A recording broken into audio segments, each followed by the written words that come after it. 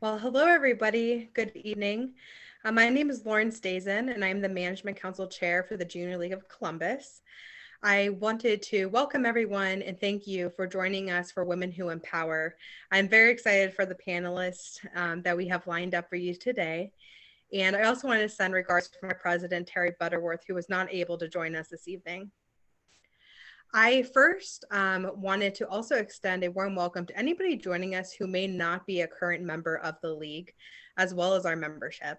If you are not a current member, I was going to do just a quick high-level overview, a little bit about what the league is, so we can walk away with a general understanding of what we do in our mission. The Junior League of Columbus is an organization of women committed to promoting volunteerism, developing the potential of women, and improving communities through the effective action and leadership of trained volunteers. This is our mission statement. And really, in short, what this really means is that we're dedicated to developing our members to be leaders in their community so they can in turn serve the community where they live. Our league was founded in 1923, and we are one league of 295 internationally. And what we really focus on are specific community projects. One being the Kelton House Museum and Garden, which has been a part of the Junior League's community outreach since 1976. And this is a historic house on the Underground Railroad down on West Town Street.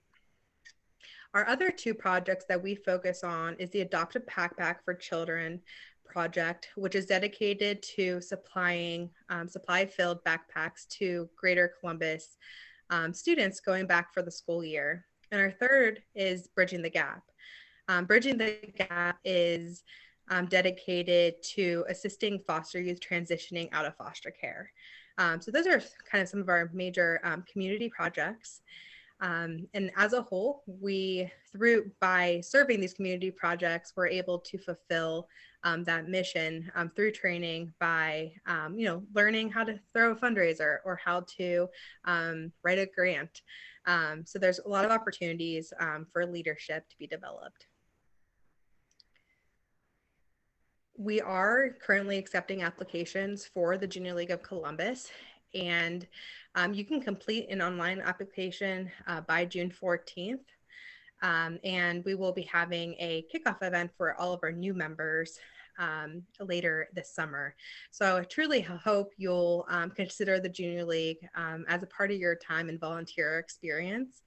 If you have any questions, I can be contacted managementcouncil@jlcolumbus.org, or you can contact our recruitment team as well by visiting our website or by contacting them at recruitment@jlcolumbus.org.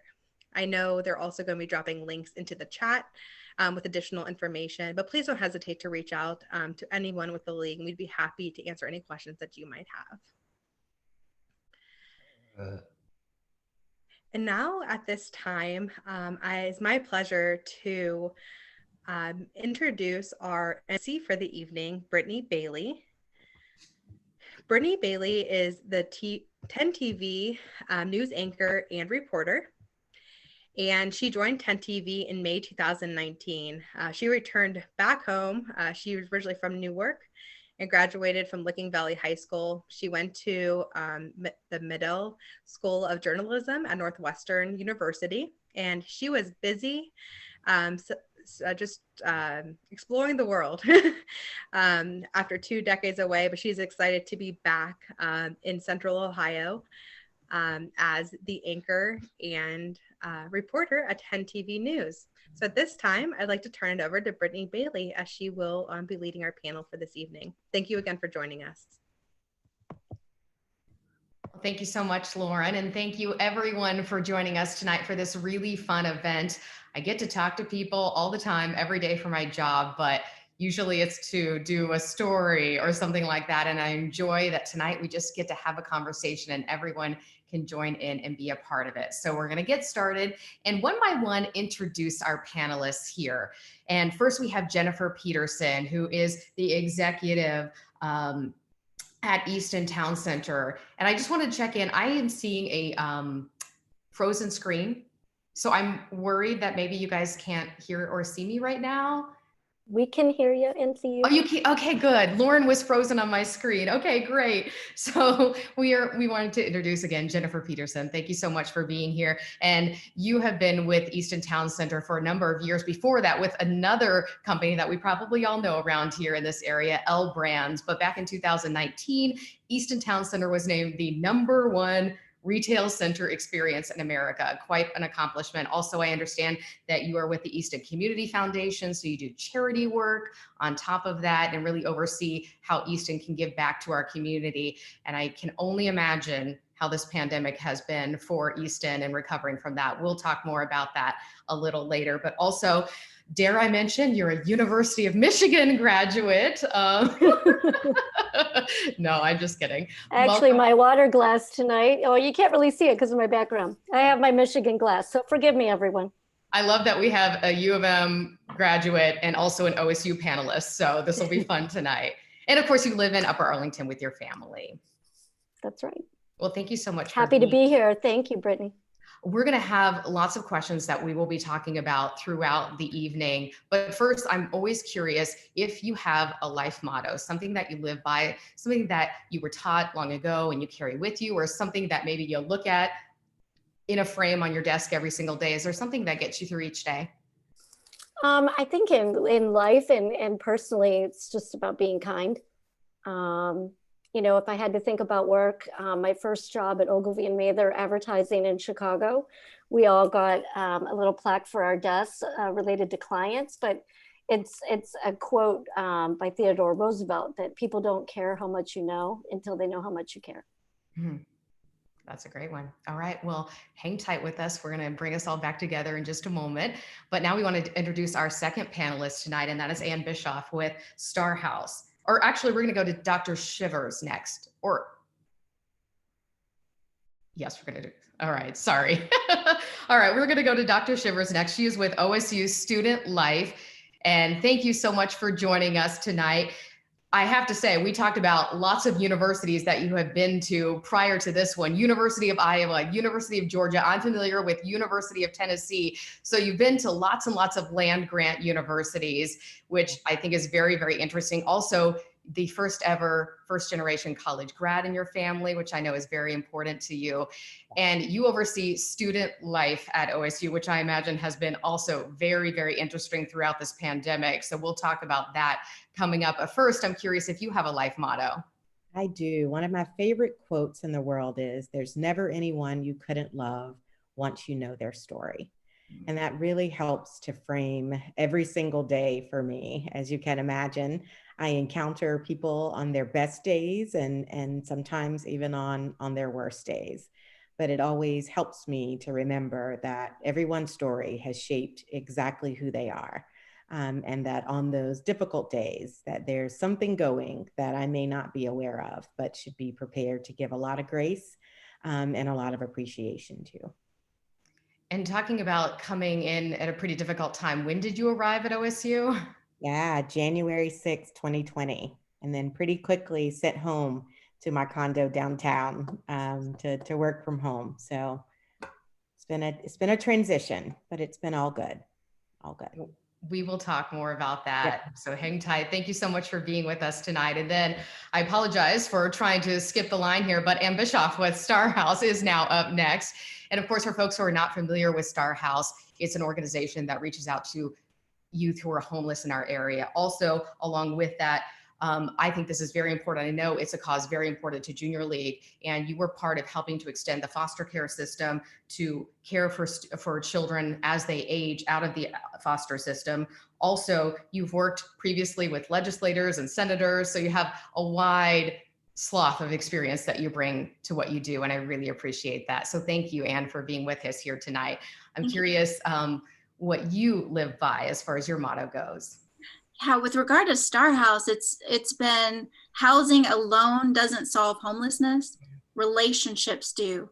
And anyone anywhere can replace housing with any issue. I really believe relationships are the answer. All the research points to the power of relationships. It's one of the greatest predictors of exiting homelessness, to have people in your life you can call on and turn to.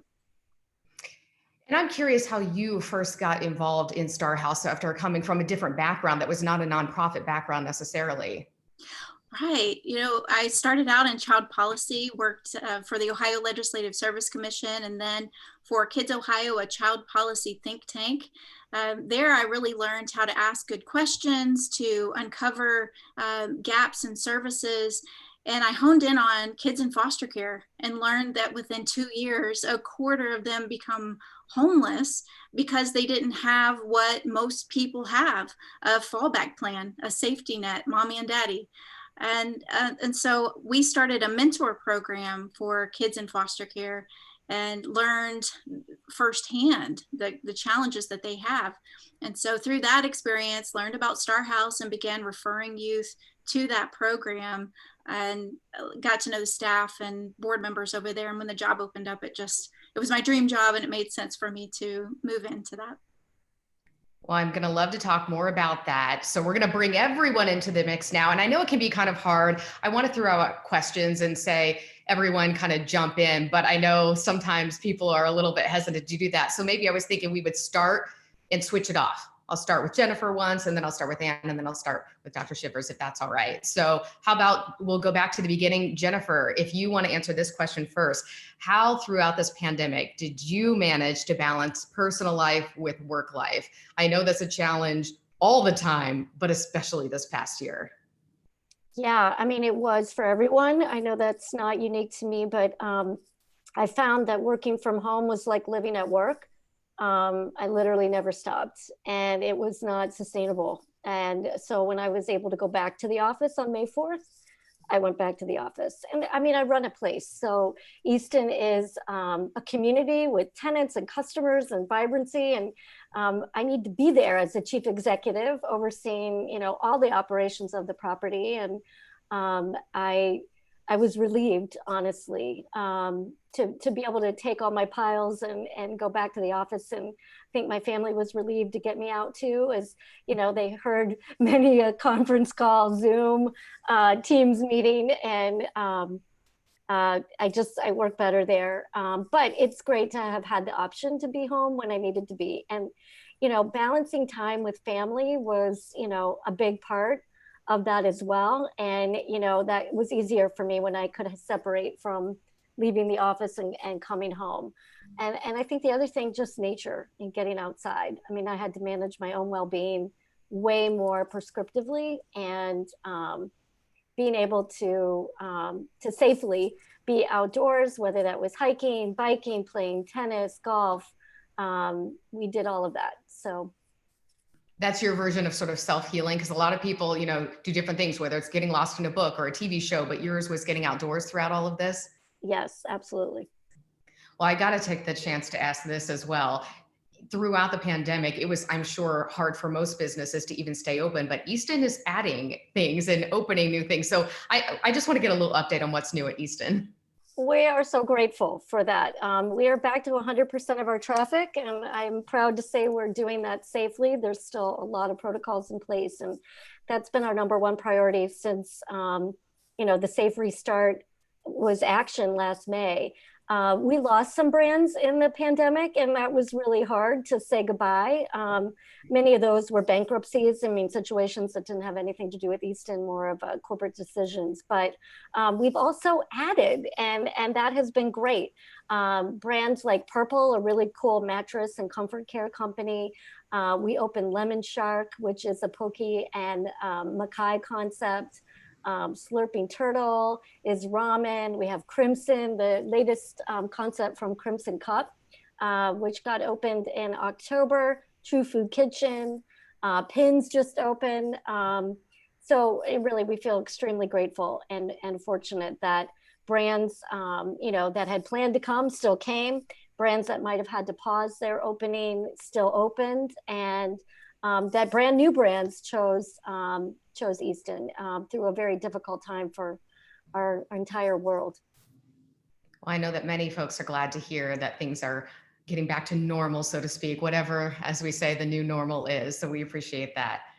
Okay, now up next, Dr. Shivers, do you want to answer the same question about how you were able to balance everything, especially when you just got to town? I don't know if you even knew how to balance prior to all of this happening because you were still getting used to the place. Yeah, great question, Brittany. I'm very honest when I tell people I did not do a good job in balancing work and life. Much like Jennifer, when I started working from home, the home and the work life started to be one and the same. And when you're living in a condo that's 1,800 square feet and there's not a lot of places to go and you can't open the windows because I lived on the 36th floor, it became pretty isolating pretty quickly. And so I found myself going outside to take meetings. So I could walk around and still be engaged in meetings in order to be able to just to get outside. All of my family is in the state of Georgia. So it was also very difficult just knowing that I could not go home. I could not travel home. And so through the pandemic, I think I've gained a greater appreciation for my family.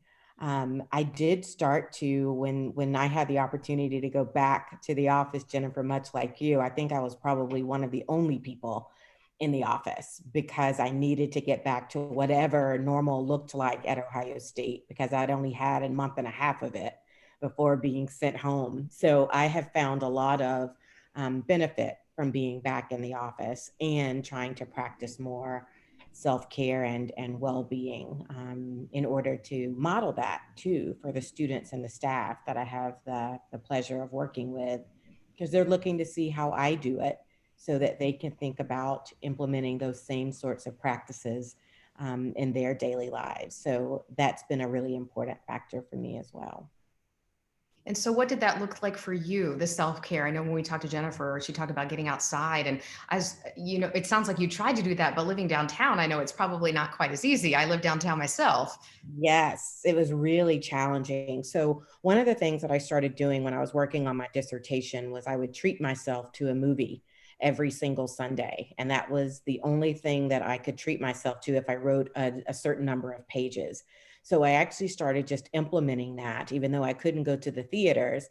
Netflix saved my life in that way, and that I was still able to immerse myself in an activity that was pretty mindless, was very different than the COVID life that we were all living.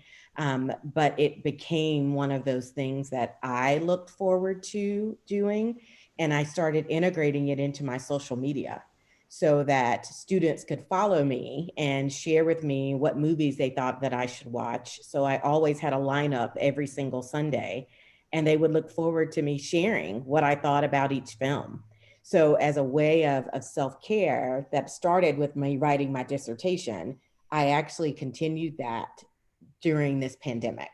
And that was truly a lifesaver for me because I could watch something, have fun with it, and then I knew that other people would be interested in learning more about what I watched and what I thought about it. So that was one of the things that I did, which was helpful for me. So now you can have a side career as a movie reviewer, it sounds like. Yeah, totally. We've all discovered new things. I'm a pretty harsh critic though, Brittany. So Oh no. yeah, might not be great, but it's been awesome. Did you do this on Twitter then? So I do it on my Instagram. On your Instagram. All right. I'm going to have to check it out for movie suggestions. Yeah, it's called Movies with Melissa. That's the hashtag. And it's been really fun to be a part of that. Well, thank you so much. We're going to come back and talk about some more stuff, but Ann Bischoff is up next to answer the same question. How did you go about balancing everything over this past year? Yeah, so just like Jen and Melissa, especially in the beginning of the pandemic, I was working and sleeping and working and sleeping, really to create our contingency plan. Star House remained open throughout the pandemic, providing essential services. And so we had to think ahead of the game for everything that could possibly go wrong. So in the beginning, yes, but I think what helped me is realizing that balance is a mythical creature. It doesn't really exist. I think we can achieve it in increments, but it's simply not sustainable. And so I've really tried to, thanks to some mentors' input, focus on a few things. One is contentedness. The way I achieve this is every morning prayer and meditation. I find that before I probably thought of it as a luxury to take this moment to center and focus. But during the pandemic, that time has been absolutely essential so that I can face the unknown with clarity and with calm. And there have been so many unknowns that we have fortunately overcome. The second thing I'd say is prioritization. It's impossible, I think, for anyone on this call right now for us to get every single thing done on our to-do list. And so figuring out what are the 3 things I can get done today has really helped me pursue balance in my life. And then the last thing, just like what Melissa was talking about, is rest. There's a wonderful book. Admittedly, I read the summary on Blinkist. If you don't have that app, it summarizes New York Times bestsellers. It's wonderful. So I read the summary of Rest by Alex Soojung Kim Pang. And the book talks about rest, not as a luxury. Again, it's something I thought is, I'll sleep when I'm dead. I've got stuff to do. But the book Rest talks about the fact that when your body feels fatigued, biologically, it's telling you that you need to rest. And so our family started carving out time on Sunday. We call it No Screen Sunday, where we're off grid. And I find that time, again, not a luxury. It's something that restores me so that I'm ready to hit the ground running come Monday morning. I was thinking as we were all talking too here that each one of you really has been in a unique environment facing different challenges throughout the pandemic. And this wasn't necessarily something that was on the list, but I'm going to ask it anyway, if that's all right, because I'm curious how different it was to deal with the pandemic, because Anne, you're dealing with the homeless population and trying to keep everyone safe during that and continue to do the services, I'm sure was uniquely challenging for you. So I might just go backwards at the ladies. And because now we've got, Dr. Shivers with a college campus and we've got a shopping center. I think each one of those environments faces a unique challenge. So I'd love to hear more about that. So Anne, if you want to start off talking about how you face the unique challenge of keeping people safe as best as possible while still providing services during COVID-19, how did you manage to do that? Right. Well, right from the beginning, I think, the experience that I mentioned earlier with Kids Ohio, where you don't make assumptions, you ask good questions and figure out where the gaps are. We really applied that to creating our contingency plan. And we put a stake in the ground and said, we will not close. If we have to, if our essential employees, frontline employees aren't able to show up, and they did go on quarantine, people were struggling to get to work during that time. The buses were not functioning for a time.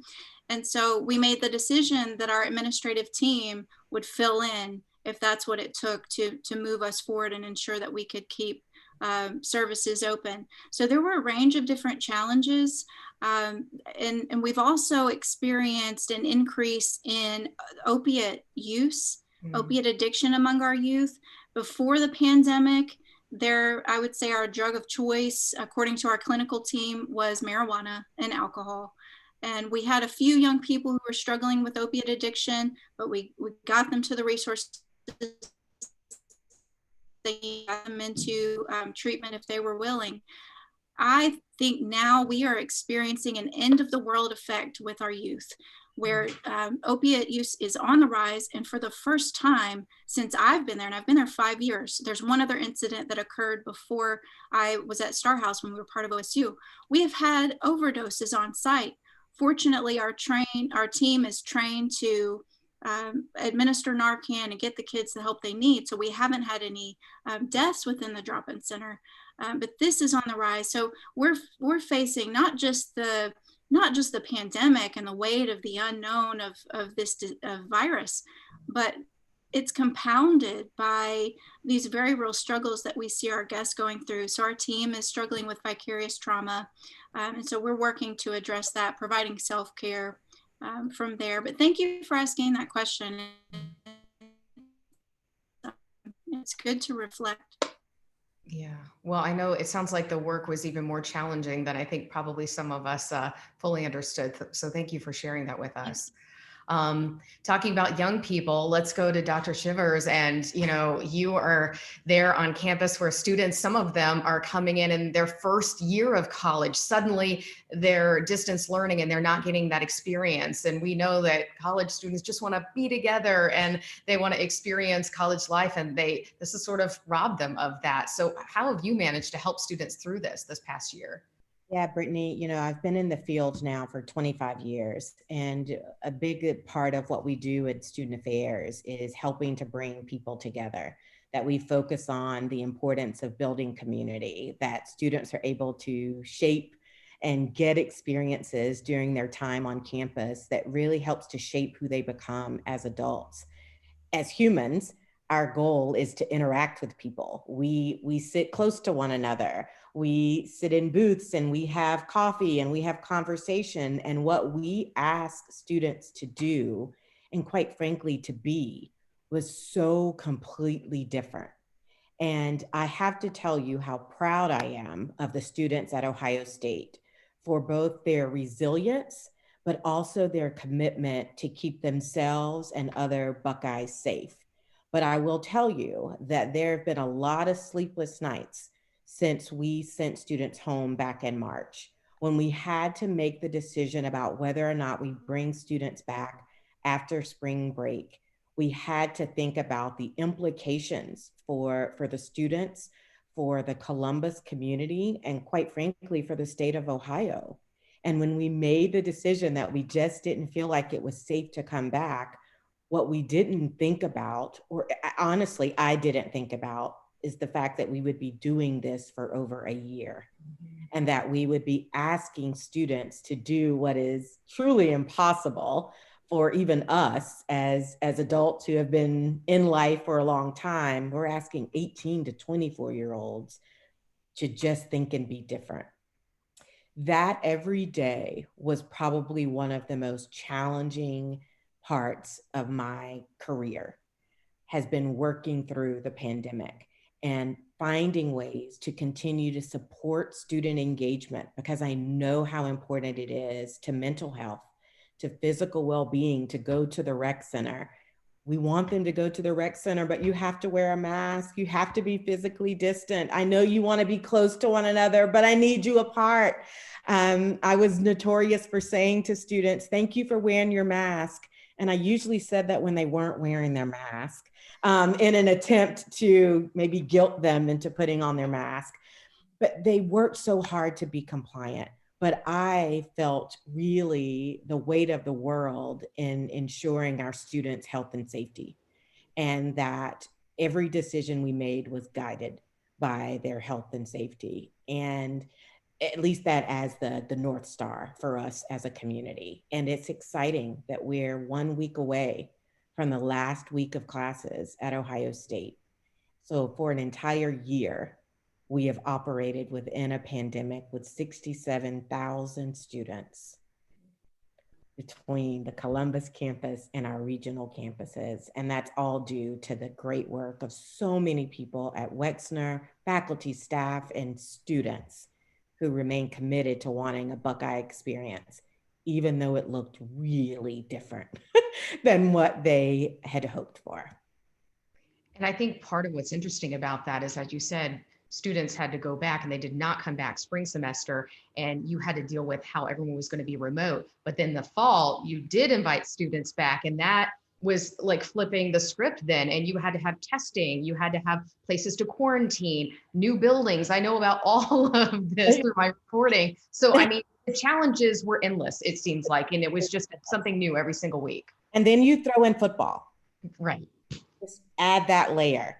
And it made it even more fun every day, actually a lot more stressful, but it also provided a lot of normalcy for people who were looking for something that is what they hoped they would experience. Even if it was watching it on TV, there was something there.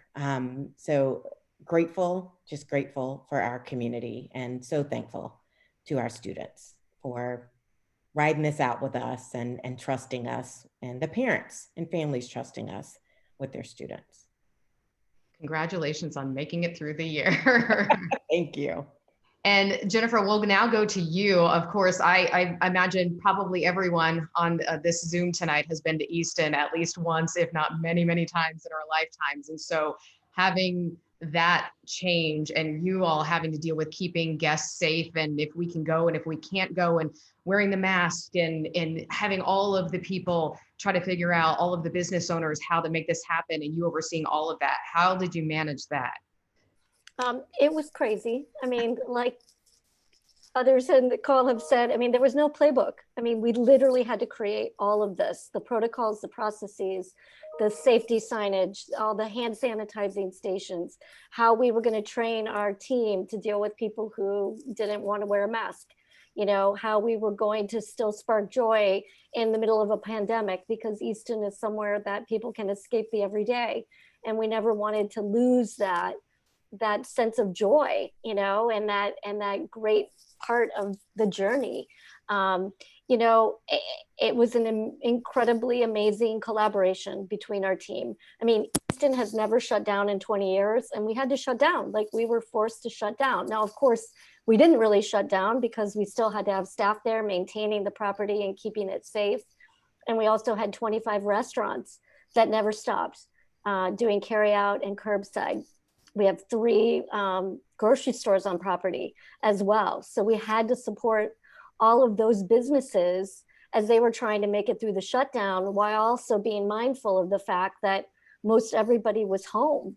And, you know, it was really eerie to be out there and not see people. I remember we had a drive-through Easter Bunny event that, you know, we kind of concocted at the last minute, had someone on our staff out there dressed as the Easter Bunny dancing around, and over 600 cars came by to just wave and have a moment. And that told us like how much people were missing having in-person experiences. But of course we had to do it safely from the car, from a distance. And, you know, all of that was really tough. It was hard to not welcome guests every day and hard to see the property empty. But, you know, I feel great that we were able to, you know, support those restaurants and the grocery stores with so much support, so much marketing. I mean, it was really all we talked about in social media.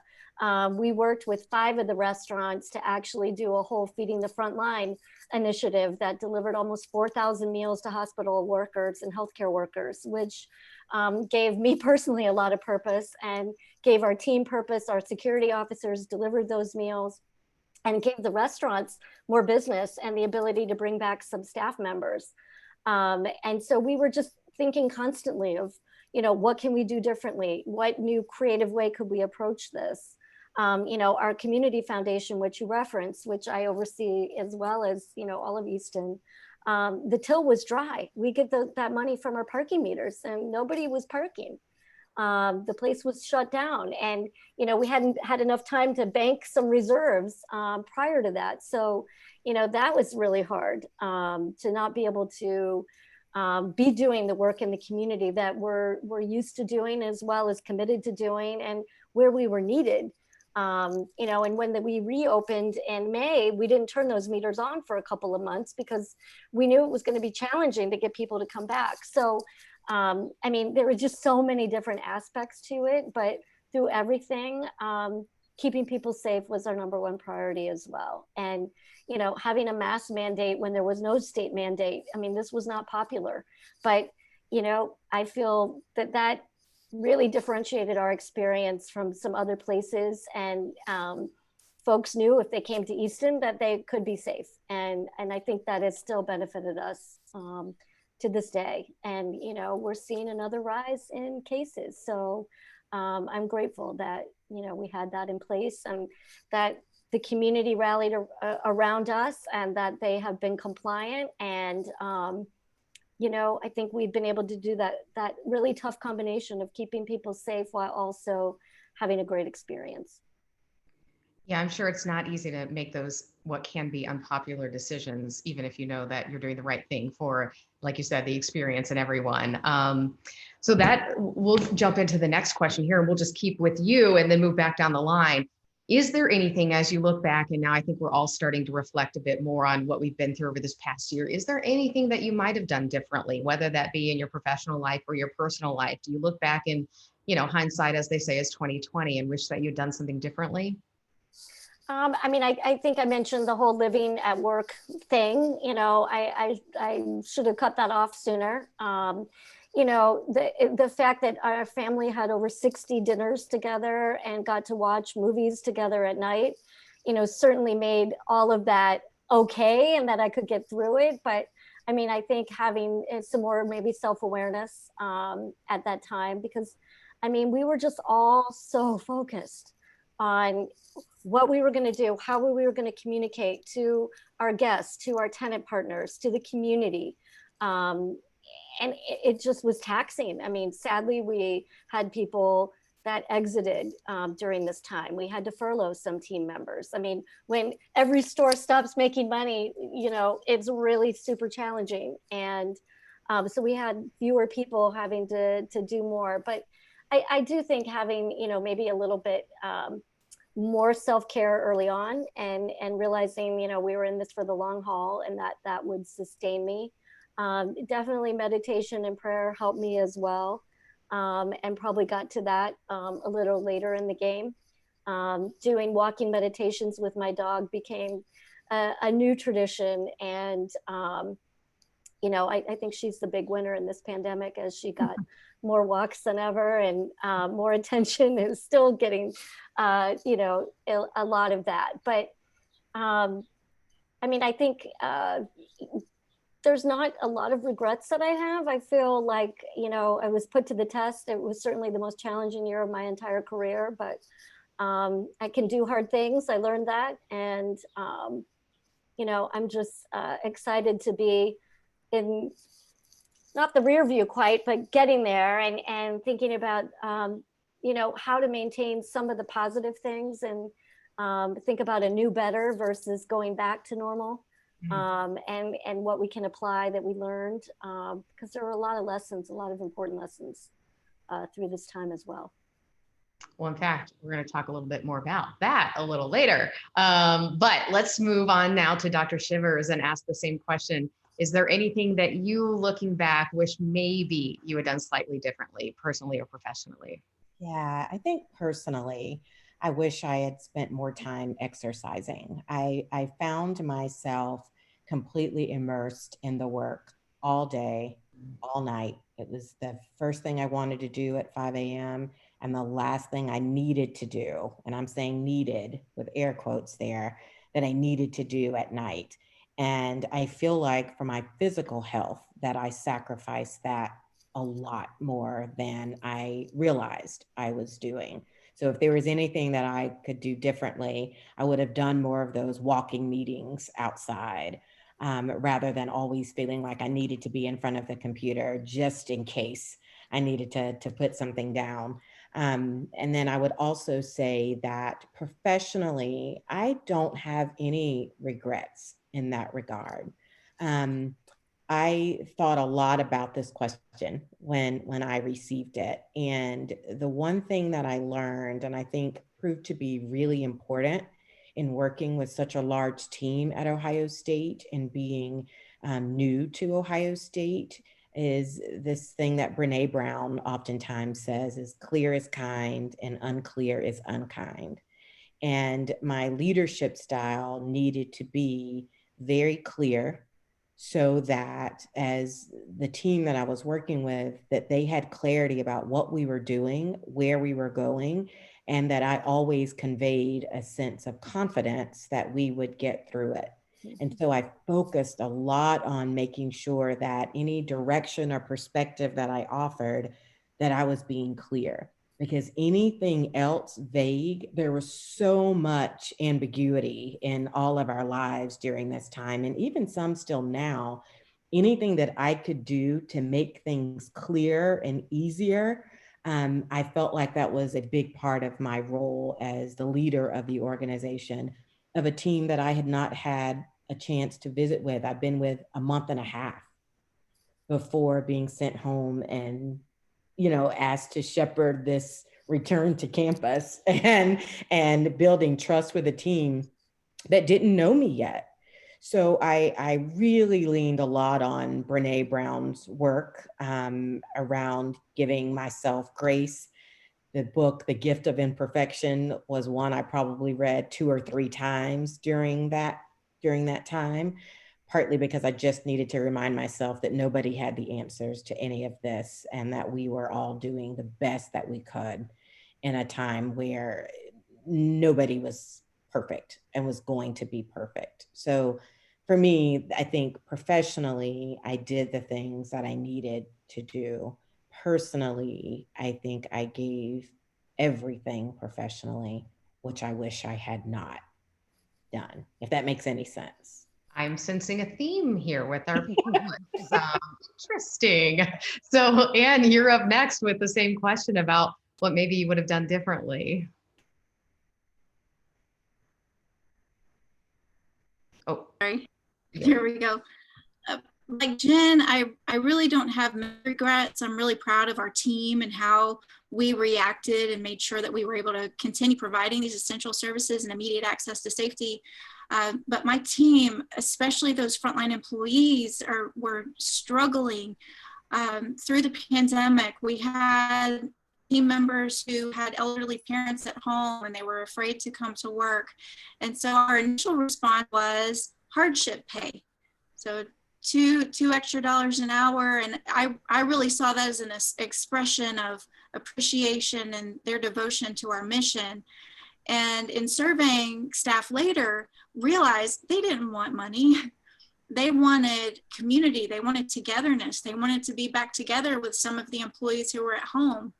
And so in hindsight, we did end up bringing everybody together over a Zoom meeting, and then we have done some socially distanced in-person things, but I would have focused more on community in the beginning with my team and ensuring that they had access to, daily, here's our counseling line. If you need to meet with one of our staff therapists, you can do that. If you need to bring a huddle together and talk this out, I would have created more mechanisms for doing that sooner. But it broke my heart because we thought we were expressing gratitude and doing something really important. And they wanted more. Again, it's back to the relationships. They wanted more relationships. Well, that is so interesting. I never even would have thought about that, but I guess it makes sense. We're all craving that sitting behind these computer screens, right? We've all craved more interaction with people and wanting to get back to work despite the challenges with that. So speaking of challenges, we've talked about all of the current challenges that you all have faced now on the job and over the past year, but let's talk a little bit more about your past and what your history is in your professional career and what perhaps you learned during that time that has made you successful in what you're doing now, or at least made you happy in the chosen profession and where you work now. So we can start with you, Anne, on that. Okay. Yeah, it'll be a little bit repetitive of what I shared before, but I started out in child policy and really wanted to reform education and help make improvements with foster care at the time. And by working with Kids Ohio, we staffed the Columbus Partnership on child policy issues. And so I really learned how, again, to not make assumptions, to ask really good questions, to uncover the unmet needs, and then to advocate effectively for change. And I would say during the pandemic, at Star House, applying that model to the programs we've developed, the changes we've made related to the pandemic has come in really handy. And Dr. Shivers, let's go to you and talk a little bit about that. I know that you have been to many, many universities. What led you down that path to begin with? Yeah, thanks for that question. As I had shared earlier, I was a communication arts broadcast journalism major. And then worked in TV very briefly. And as mentioned in my introduction, I'm a first generation college grad and pretty quickly realized that student loans were going to be due. And my mom said she was done with me in that regard. So I had to figure it out. And I actually landed a job at my undergrad institution as an admissions counselor. And what I realized in that role was that I had the opportunity to articulate to students why higher education was a great choice if that was something that they wanted to pursue. And it was really quite easy to recruit for my undergrad institution because I loved it so very much. It was through that process that I realized that I didn't have Melissa, who is an admissions counselor in my life as a high school student. And the fact that there was somebody who was investing in a student to think about higher education was really quite powerful. And I realized in that moment, I want to find a way to be able to work with students who have historically not had access to higher education. And then I started working on the college campus and actually working with college students. And now, sort of 25 years later, at 4 to 5 institutions between that, I have loved the fact that I get to work at a land grant institution that has an access mission, which means it is supportive of the citizens of that particular state, and that it's not just about SAT and ACT scores. It's about the holistic review of a student and giving students opportunities that would not have otherwise had those opportunities. So for me, working in higher ed and working in student affairs, it's not just about the fact that I get to have fun and kind of never grow up by working on a college campus, but that I get to offer support and encouragement to students who I was very much like, not sure if I could do it, really suffered from imposter syndrome, and not sure that college was for me. And quite frankly, had been told K through 12 that I was not college material.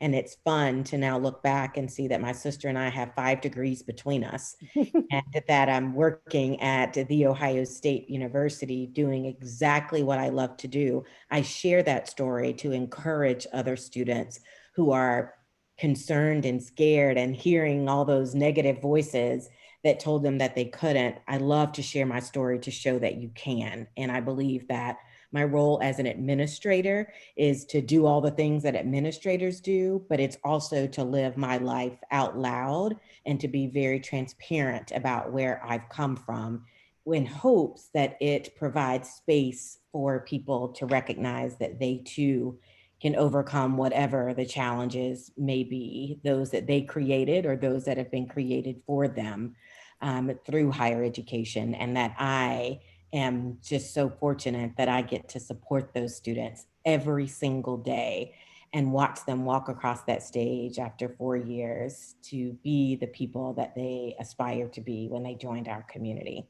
So that's kind of my path. It's fun to be able to do the things that I absolutely love, but also to be able to remain true to the commitment that I made to myself, that my family made to me, that I now get to offer that support to other students and families. Well, thank you so much for sharing that story. Great story. What does your sister do, by the way, with her degrees? Yeah, I know, right? She started out as a teacher. She was a math teacher, and now she is an entrepreneur, Cross and Dot Consulting. So she is out making moves in Georgia and raising my 2 nephews, who are the most perfect humans in the world. Shout out to them in case they're watching Junior League tonight. But she's doing great. She's doing great. Thank you so much. And now up next is Jennifer to talk about what led her to be in charge of Easton, essentially. Yeah, I mean, I think I wish I had someone like Melissa in my college career. I mean, I love Michigan, don't get me wrong, and it was a great setup to where I am today. I mean, being at Easton is literally the combination of pretty much parts of every job I've ever had. When I graduated college with a psych degree, I went to Chicago and started my career in advertising. I was really fortunate to work for Ogilvy and Mather, one of the sort of, first. And I loved all the aspects of branding and marketing, and would have stayed in Chicago had I not been recruited for a role in Columbus in advertising, and thought, okay, I can go do that for a year or 2 at the most, and come on right on back. And that was 26 years ago. And, fell in love with Columbus, fell in love with my husband. I think, moving into the fashion retail side with L Brands, really took all the skills that I had and brought it into a category that I loved, fashion and shopping and clothes. And I was really fortunate to work for a number of amazing brands there. I'm sorry, my dog's having a moment. And, you know, learned a ton. I mean, I had never worked in real estate development, property management. I mean, I tell the story when I got the call about the job at Easton, I was thinking they had the wrong number because I didn't really realize everything that came with it, but it's amazing. I mean, the branding, the marketing, PR, events. I mean, I've been involved in nonprofits and community service my whole life. So the foundation piece gives me so much great purpose. And really, you know, taking operational knowledge I might have known from store operations or loss prevention in the world of retail related to security, I've now had to go to like Easton College to learn about, you know, roof repairs and asphalt schedules and preventative maintenance. And, you know, we have 700 cameras on property, and how do you manage a security force? I mean, there's like, it's craziness. All the things that I've learned, but, you know, in so many ways, like I said, I feel like this is where I've just been meant to be, to kind of bring all this together. And, you know, my journey has been, you know, not linear. I mean, there's been so many twists and turns, and I mean, there's so much serendipity involved. It's not like I had this like vision and this plan and just went at it. You know, so give yourself grace for those listening that are still trying to figure out who they want to be when they grow up. I mean, I feel like that some days, and definitely know that your path will reveal itself in the time that it's meant to, and to do your best and enjoy everything to your fullest that you can and the experience that you have now.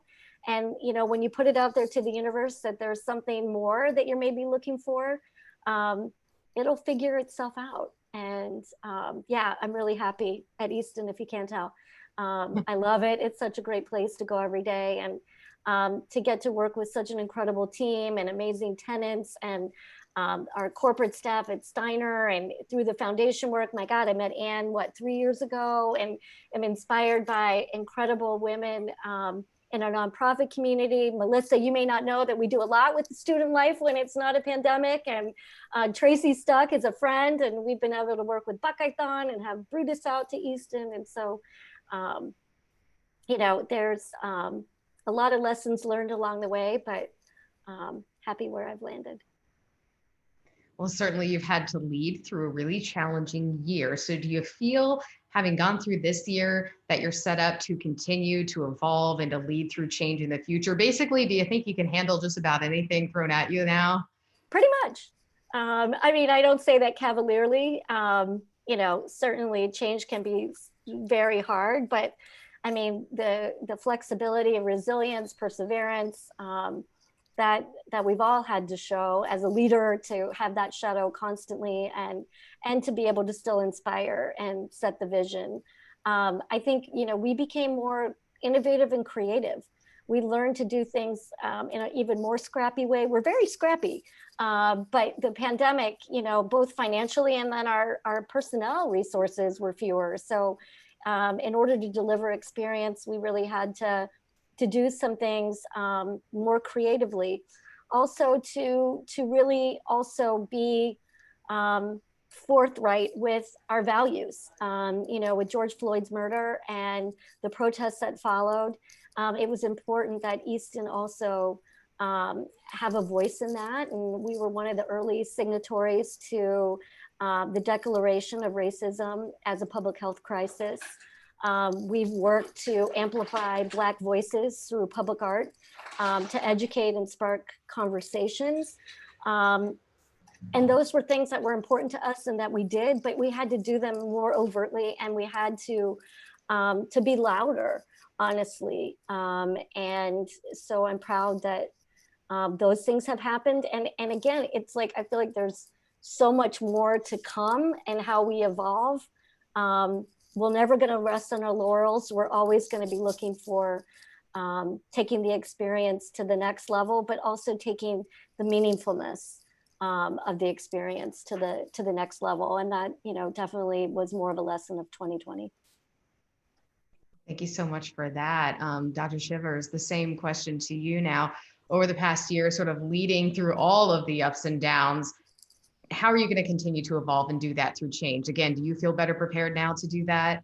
Gosh, I feel like we could do literally anything at this point. I mean, we have practitioners who know how to run residence halls. They know how to build community in residence halls. Now they also can add to their resume that they've kind of managed many hospitals with quarantine and isolation spaces. We figured out how to do meal delivery and provide meal options through the Grubhub app in ways that we never thought we would have to utilize. It was sort of this is a nice addition and a luxury for students. And then it became the only pathway for us to be able to serve students in that way. I have said that COVID is an accelerator with permission giving powers. I've kind of framed it in that way because it's given us permission to really think about work differently, how we do work, where we do work, the ways that we go about doing work. That has been historically very much, you do it all in an office and there's no way you can do it anywhere else. Well, for a year, we've been doing it from somewhere else and people haven't lost their productivity.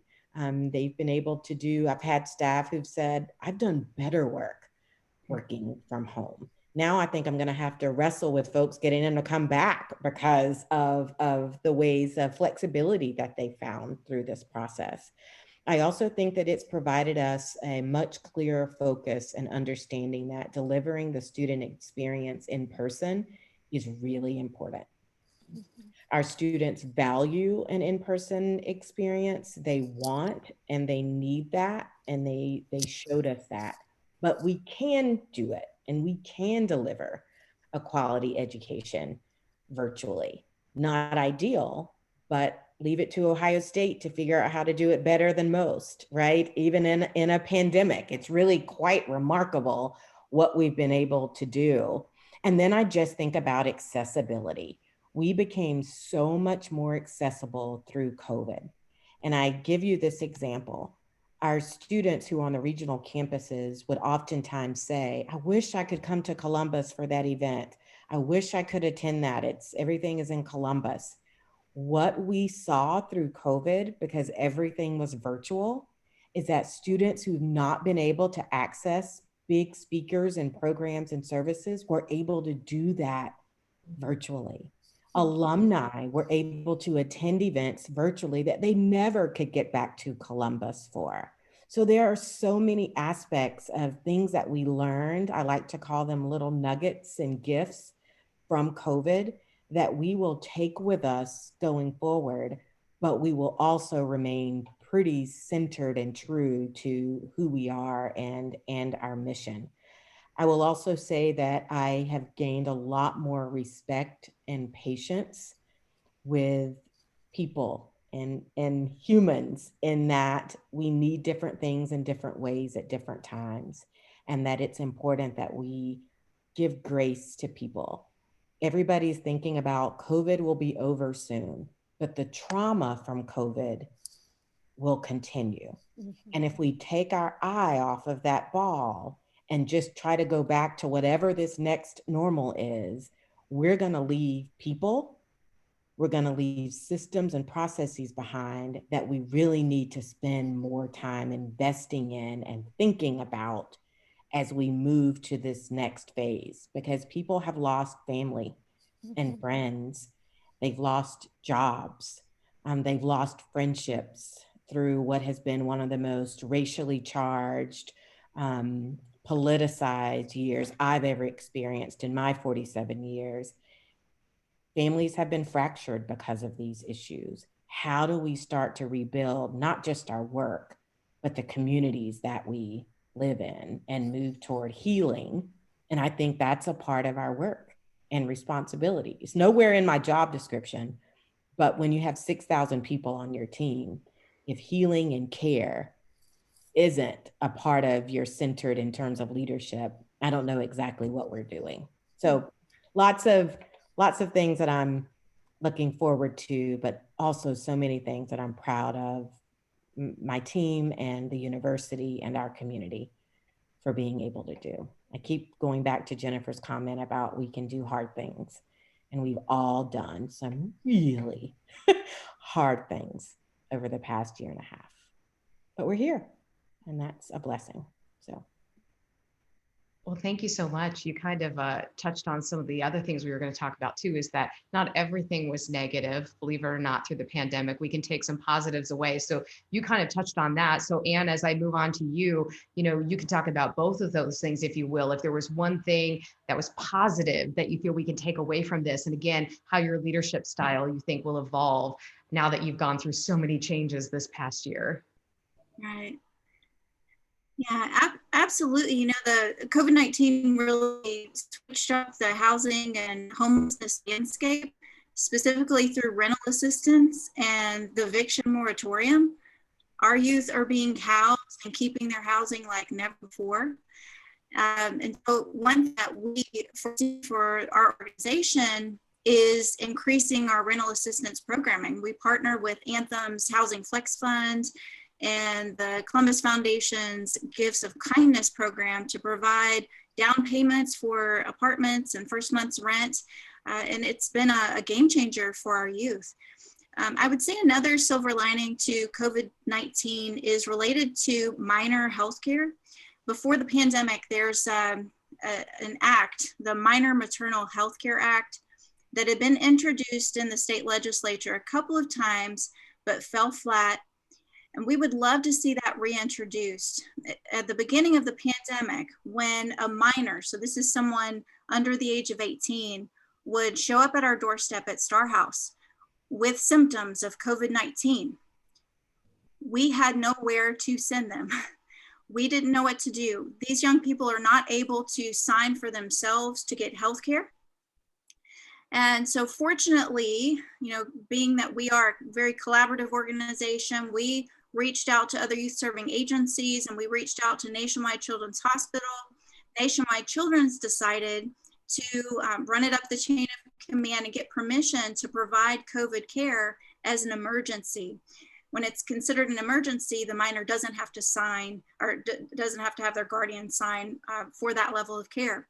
Buckeye Ranch stepped up and provided emergency shelter for these young people. That didn't exist before. So I'm hoping that with this change, this modification that was made to give minors their rights, their healthcare rights, will reflect in some legislation changes, specifically the Minor Maternal Healthcare Act. We have teenage moms who are able to sign for their children to get healthcare, but they can't sign for themselves. So I know Kristen Boggs is getting ready to introduce this legislation again, and I would encourage people to look into that, especially given our infant mortality rates. That sort of legislation is really important. In fact, I have to add, Jennifer was asking that question. What can we all do to maybe help with this legislation?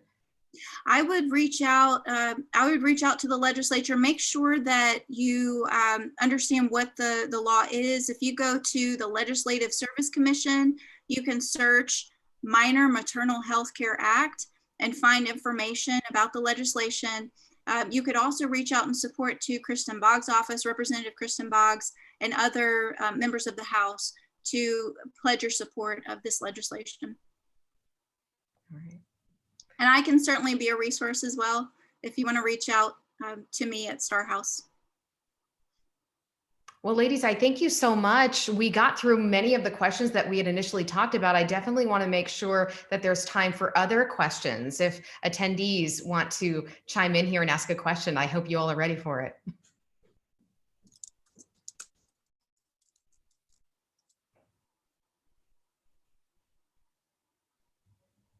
Oh, and that's nice. Anne put her email address, if everyone can see that, if you do want to make note of that, if you want to get in touch.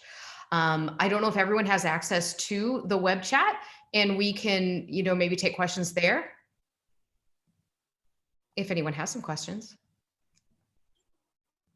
I'm curious, while we're sort of waiting for that, I know some of you panelists have known each other across paths before, but it sounds like not all of you had met previously. Is there anything that jumped out at you that you feel like you learned or took note of or will remember from here on out after this conversation? I was amazed by these two women. I know Anne for a while, but I had never met Melissa. And I mean, it's just amazing and inspiring to hear other leaders talk about their experience. I mean, I think we've all been a bit isolated, you know, so not having those cross-pollinating types of conversations. And it's incredibly inspiring to me to hear what these ladies have been doing. My mind. Likewise, I'm going to walk away with Jen's, sorry, Melissa. I'm going to walk away with Jen's quote, "You can do hard things." That's Glennon Doyle. That's not mine. That is Glennon Doyle all the way, who I love. I think for me, it's always inspiring to be around other female women leaders and to see us doing awesome things in really challenging situations. And so I'm pretty inspired by everybody here and hope that we can remain connected, because of course I'm also thinking about partnerships for Ohio State. And Jennifer and Anne, it feels like there's some, I know Jennifer, it sounds like you have a great relationship already with us, although I have not been a part of those. I would look forward to that. And Anne, certainly so much of what you're talking about sort of transcends not just the youth, but also our college students are in very similar challenging situations. And so things that we can do to be supportive and good partners, I'd love to do that. Absolutely. Well, ladies, we do have some questions from the crowd. The first one would be, if you had a piece of advice for a mentee, what would you tell that woman who's maybe looking to find her own path in her career? I would encourage them to conduct informational meetings with as many people as you can. That's what I tell my mentee now. Any chance you get to meet with someone, a leader who you admire, that leader can introduce you to others, and then the web grows from there. I'd say get involved in the community, whatever community is meaningful to you. That could be your neighborhood, it could be your church, it could be a nonprofit that speaks to you. Certainly, you know, volunteering in a variety of capacities can give you an assortment of experiences to kind of find your way if you haven't had that. But I think just doing something, getting involved, you know, this world is all bigger than us, and thinking about ways to give back and get involved. I think always over deliver in terms of the personal experience, you know, more so than the even impact you may make. So don't be afraid. And I would just add to that, we oftentimes have so many negative thoughts that go through our heads about all the things we can or cannot do, mostly the things that we cannot do.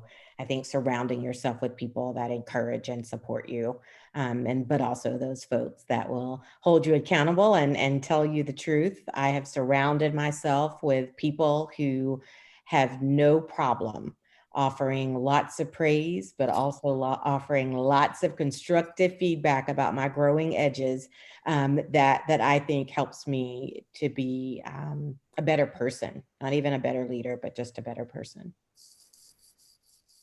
Well, ladies, thank you all so much for taking the time and sharing your experiences and your thoughts with us over what has been a truly challenging year. And I think maybe because we were focused on some of the challenges, I didn't think I would come out of this feeling so hopeful and inspired, but I certainly did. And that's all thanks to you all. So thank you so much for that. We really, really appreciate that. And that is how we will end it, unless anyone else wants to jump in before we say goodbye. I'll just say one comment. I saw Nicole had asked a question, and then there was another one about the junior league experience. I mean, I moved here from Chicago. Like I said, I had just joined the junior league there and really didn't get a chance to even get involved before I ended up taking a job in Columbus. And it was so nice to be able to lever in with an organization that was about putting women into the community and volunteering and help solving community needs. And one of the projects that I personally was involved in was called Jump into Leadership. It was a junior league mentoring program for 6th grade girls in the 43219 zip code. And guess where Easton sits today? 43219. And, you know, I am so proud of the work that we did, giving girls exposure to different career choices that they may not have ever thought of, giving them exposure to different experiences, helping to mentor them just through whatever issues they were having in school at that time. And I mean, who would think that I'd be at an organization now where, you know, so many of our guests are women and girls. I mean, over 60% of the 30 million people who come to Easton are women and girls. And, you know, that's just kind of amazing full circle. So a little plug for the Junior League. Well, thank you so much for that. Again, we will remind everyone who's listening, if you'd like to join the Junior League, we'll be happy to show you how and give you all of the information about it. Well, thank you ladies so much. We really, Thank you, really Brittany. appreciate it. And have a great rest of your evening. And it sounds like maybe you might get some follow-up questions for some folks, because it sounds like lots of people want to connect, which is what we had this for in the first place. So I think we can call it a great success. Awesome. Thanks, Brittany. Good night, everyone. Thanks so much. Good night. Bye-bye.